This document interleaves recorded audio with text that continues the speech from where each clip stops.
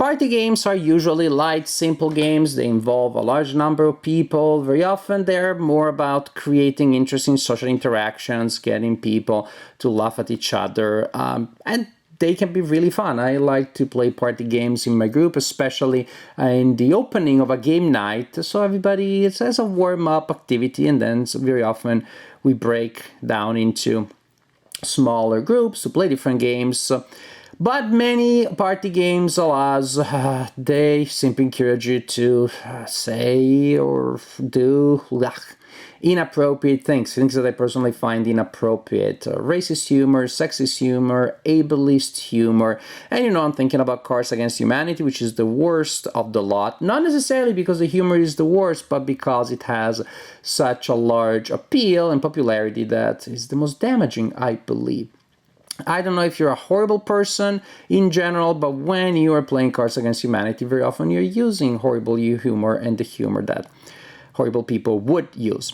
This is my introduction for Autocomplete. Why? Because it is a game that does include some quote-unquote inappropriate things, some cultural stereotypes about things that I personally would not endorse, do not agree with. But luckily enough, you don't have to be a horrible person to play this game. You just have to think like one. You have to think about the kind of cultural stereotypes that a lot of people have in their mind and would use when consulting the modern oracle of the search engine. So if you say something horrible and stereotypical and offensive, it's not because you think it's funny, but because you have a keen insight into the human mind and the kind of stereotypes that people have. The general idea is that in Autocomplete you have a deck of cards, a set of cards, and a timer. A set of cards. Each card has in the front a prompt that was put into a famous search engine. And on the back of the cards, you have the 10 most popular suggestions that the search engine gives you. We're told that this is accurate, this is based on accurate research, so the sociological value of this may be considerable. So basically do millennials, and then the autocomplete will give you several suggestions of how to continue that. Those are in the back of the card. The basic idea is that for each card, one person will give the prompt to the rest of the players, and then they have to guess what the solutions are. I'm gonna show you some of them. Sorry for the spoiler. If you don't want spoiler, then close your eyes now and I'll tell you when you can open them again. So do millennials, the 10 most common suggestions the search engine will give you. So that would be based on what people wrote. For everything makes me. This is what everything makes the person. How to be. This is what people want to know how to be. And sometimes I love the complete difference. Oh, I guess they're not totally mutually exclusive. One more. Who started? So, now open your eyes. We're good. We're good. No spoilers. So, this is the general idea. About gameplay, how do these cards work? I don't know. From the rulebook, it's almost like they couldn't decide on a recommended way of playing the game. They have several suggestions, but pretty much you'll probably come up with your own version. One of the recommended ideas is that one person, you divide the group in two teams. One person is the judge, so a player from one of the teams is the judge, reads the prompt, and looks at the solutions, and then starts the time, and everybody's just blurting out guesses, and the judge is supposed to be able to figure out the right ones in that screaming match and to assign a point for each correct one. In this case, however, remember, the judge is also one of the players. The judge also adjudicates. Suppose that one of them, in a fictional example, no spoilers, one of them is like soda and somebody says Diet Coke. Or the solution is Coke Zero and somebody says Coke. Does that count? The judge will choose. And if the judge is one of the players, well, there are always problems to me when the judge is the player.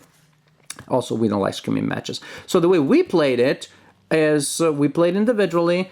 people take turn being the judge, so that turn you can't score. You read the prompt, you read secretly the solutions, so you're familiar with them. And then people, as the timer is going, we go around the table. Everybody has 2 seconds to produce an hypothesis, to produce an answer. And if you don't have it in 2 seconds, then it goes to the next person. This way, it keeps things moving. It's fast, but it's also comprehensible. You don't have the problem of people saying the same thing twice or at the same time, and then the judge has to decide what happens there, etc., etc., etc.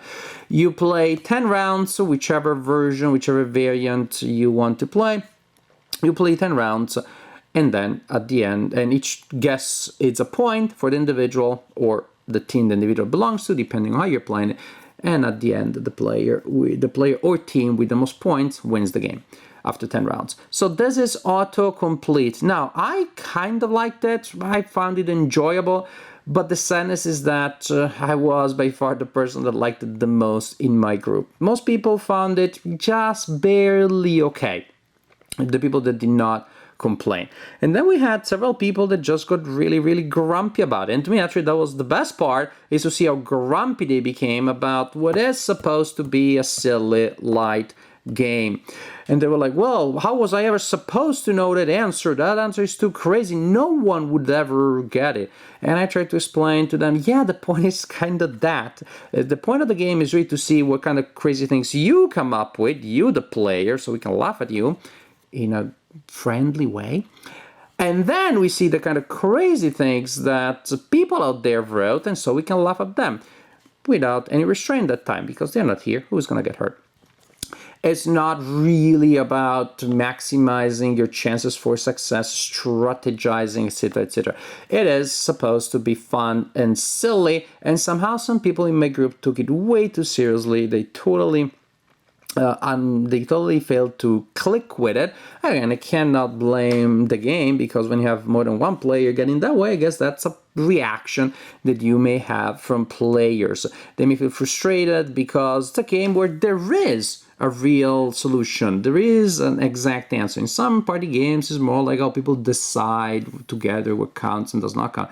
No, here there is a hard and fast, written in stone list of solutions, and some people got frustrated because they found that they couldn't figure them out.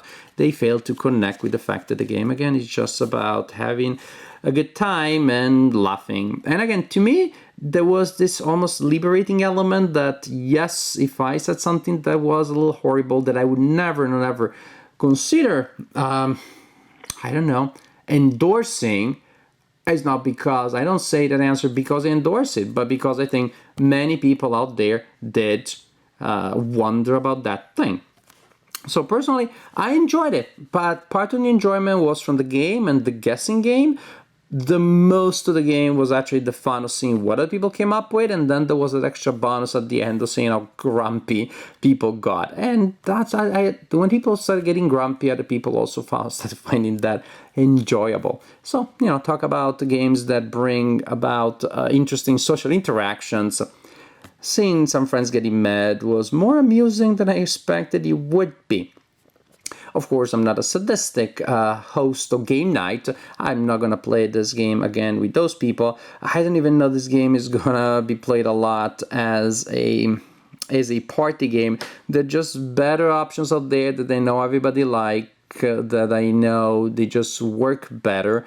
And so Autocomplete, it had really mixed reactions, and you know that is the case if I tell you that some of the things that I enjoyed were actually seen how those mixed reactions played out. So there's an advantage. There are times when people don't like it, and then people don't like it, and that's the way it is. At least it was not too bad to me, because I could see why people got mad. I would say got disproportionately annoyed at such a simple and light and messy and totally quote-unquote mindless game. It's supposed to be not a game that you overthink, clearly, but some people took it that way. Autocomplete. I didn't mind it. I sort of liked it. I sort of enjoyed it, but, it didn't work all that great in my group.